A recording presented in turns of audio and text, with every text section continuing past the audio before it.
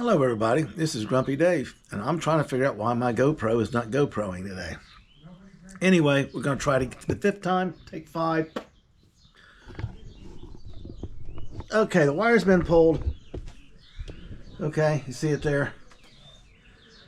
Don't have the wire back there. And Rolls is over the engine, and Rolls says he's breaking the rolls up and moving stuff out of them into the harness runs that he needs. He goes to the longest, remember I told you that? Now here, this group and that group over there are switched. We just picked them up and stuck them in here so I wouldn't be stepping on them. So here's the horn. It'll go both horns. Right low beam. And here you got the right front turn signal. And you got the right high beam.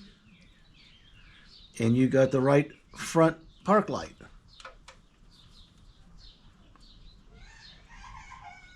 You got the same thing over there, but we just rolled them up because they were laying in the floor and stuck them up there. They're not in the actual side they go to. What we did, we overlooked this until the last minute because we don't have a turn signal or a running light. We're using these. Turn signal, running light, the halo, low beam, or high beam or low beam. I don't know which one's which. And turn signal right here. It plugs into a standard plug, which we're putting in a new one. And then you got your halo. And you have your turn signal. Time to eat whenever you're ready. Okay. Could you bring me another beer out? I'm going to work on this a little bit, and I'll be in. And it comes in this way.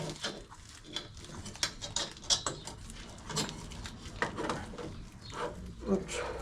Where's it at? Yeah. Right here. Behind this ring goes on here and holds it in there. It's in there with the screws so it didn't get lost. And then we pop on the chrome rings that will be in the trunk because I'm going to clean them this week. And then we will have the headlights, the running lights, the turn signals, everything on both sides integrated into basically the headlights. Keep the smooth look on the body. Now, these wires are different lengths. Remember we talked about that? You saw them how they're different lengths. It makes no difference. What will happen is that we will do the plug, as he says, without shortening any of the wire. That way from here all the way to over there will be the wire. He'll be hooking it up and pulling the wires and letting them hang over the fender up there between the fuse block and that support right there. Okay? As he feeds the wires through and pulls them, he makes the harness. Everything will be in here. The loom will go on it. These brackets right here, which are laying in, fit the 1/2-inch loom, and they bolt in like this. So the loom and the wire comes away from the hood mechanisms to protect the wire and the hood mechanism. It comes right in there behind, out of sight, and everything is neat and neat and neat. It's got the 3 ends on that one. That's funny we switched these two rolls. He rolled that one up, we were talking. I rolled this one up, we both stuck it to get it off the floor.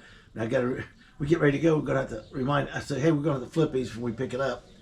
And now he's taking wires out of there and have to go in these. And they'll be added.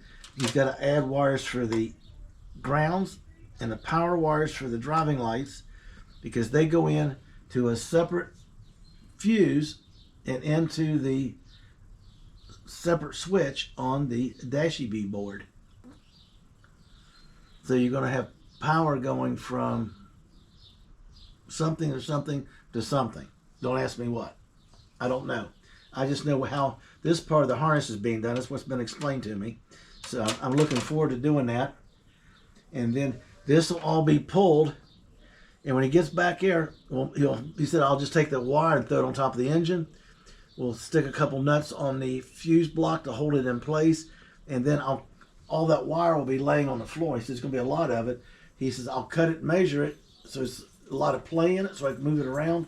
put a connector on it, and all the connectors will be one here, one here, one here, one there, one there. So none of them line up, and they'll fit right inside that wire loom up there with all those wires and the wires off of the fan circuit fog lights.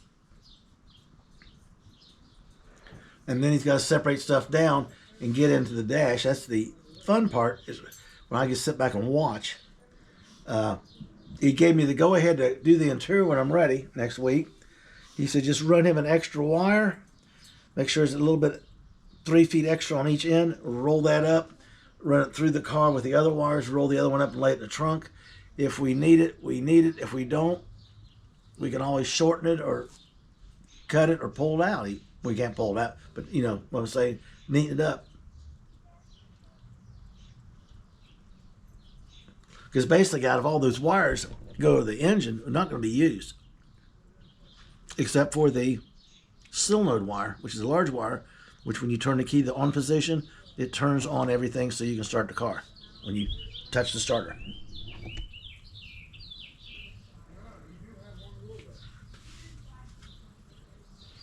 And that's how we're doing it. Okay?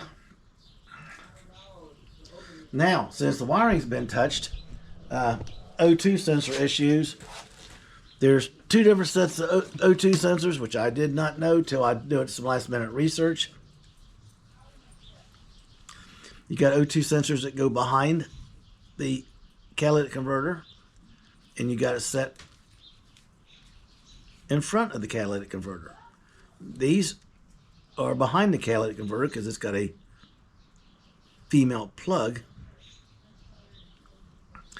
And the ones that go in front of the catalytic converter, the lead set, have a male plug. Same converter. Everybody uses it. It just needs this. So now I got to go find a pair with male plugs, because by the time I looked around and found the plugs to switch them out with the right wire code, I can freaking buy the whole thing and not have to cut it or test it or mess with it. So that's what's going to happen. I'm just going to have a couple of these spares laying around. I can always swap the wires later. If I get a bad one, just cut the wires and splice them together and then use it. Whatever. Little problems going on. Still kind of kicking the idea around on this right here. Because I got to redo this bracket. I got to drill and tap it. I'm going to have to triangulate the bracket because now it wants to do this. So I need to go to the block, and then from the bottom one to the top one, it goes to the block, and put a cross piece. We got a triangular support anchored on the end up there, so it doesn't have the vibration to it it's got now. Plus it doesn't help it. It's tilted, and somehow I got it tilted and back too far. It has to come forward a ½ inch. So I'm going to have to get 5-inch bolts to make it happen. I got to get the right thread. It's just getting interesting as all hell, but it's getting to be.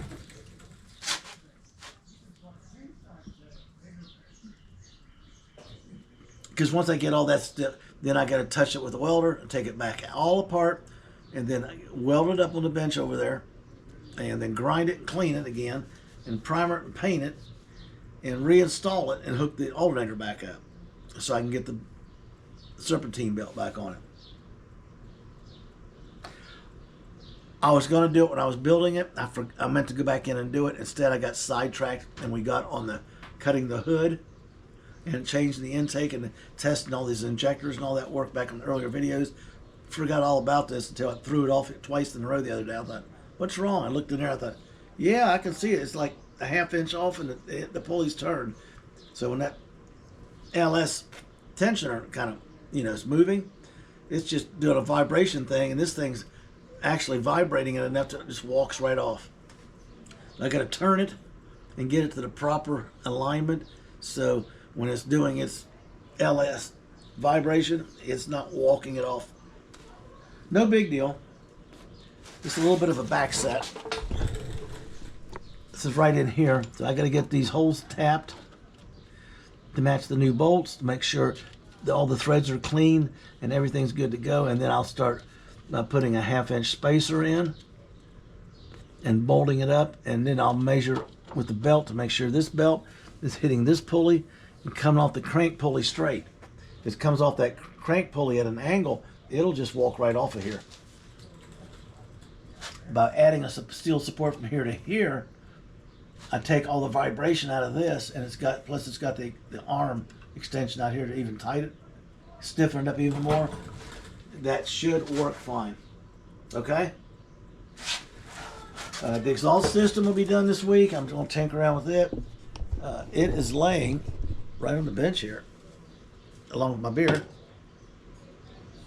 Here's the downturns. The box is the muffler.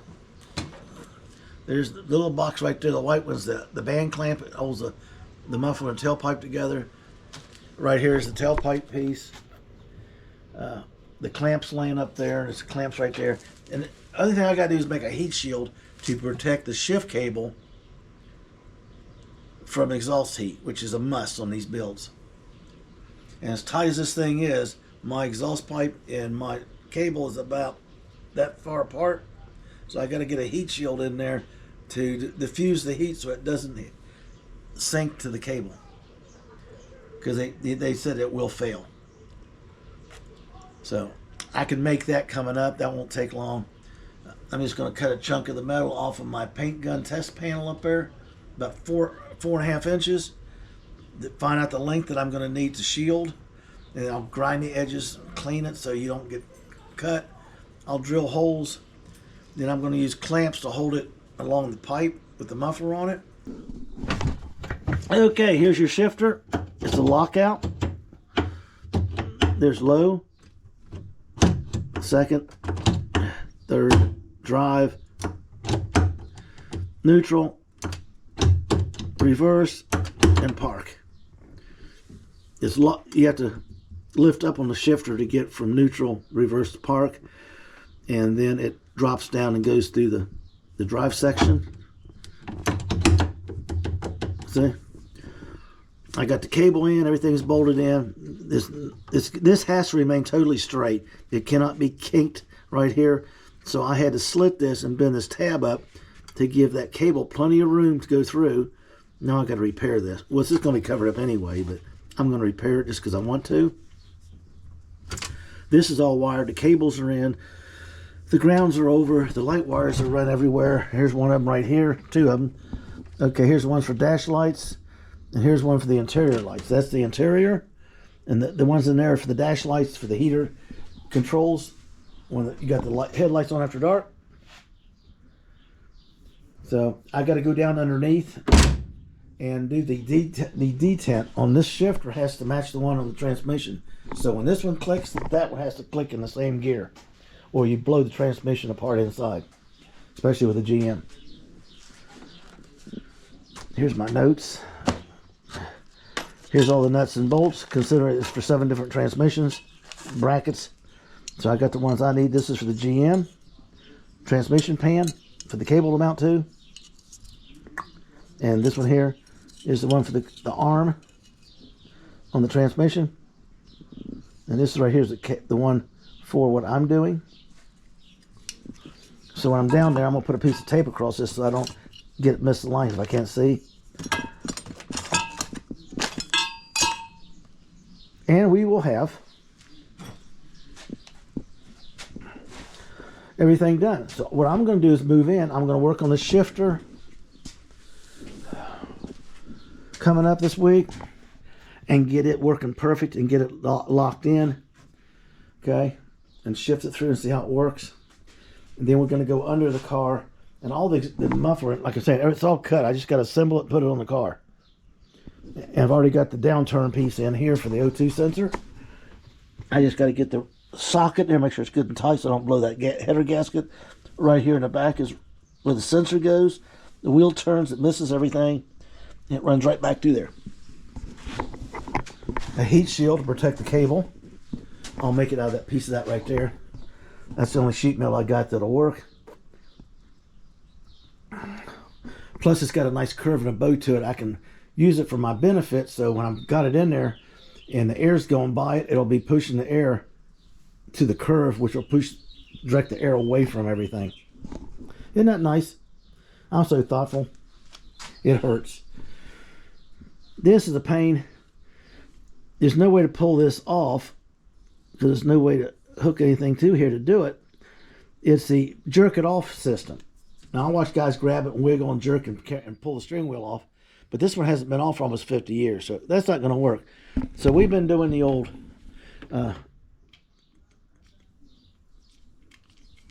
dribble drip of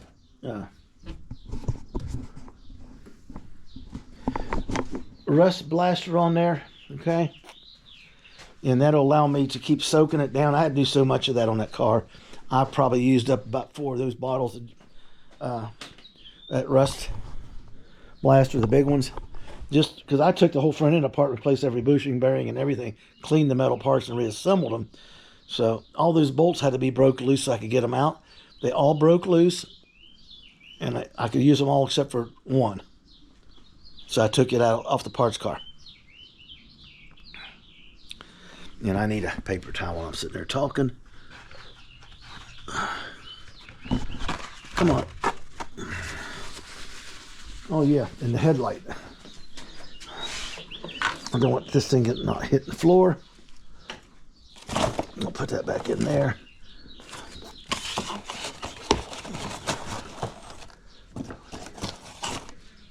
Yeah, because once he gets it up and he gets it tested, that wire say will be shortened. He'll keep pulling the wire. To say right here, it's all laying over the fender right here. Right up here's where the fuse block goes. So he'll cut it and start moving down it in a row so none of the connectors line up. So they will fit comfortably inside the wire loom. And all that bulk will disappear. I'm waiting to see it. I figured you start inside the car and cut everything to fit. And he said, no, that's the biggest mistake you can make. So, whatever, I will agree to that.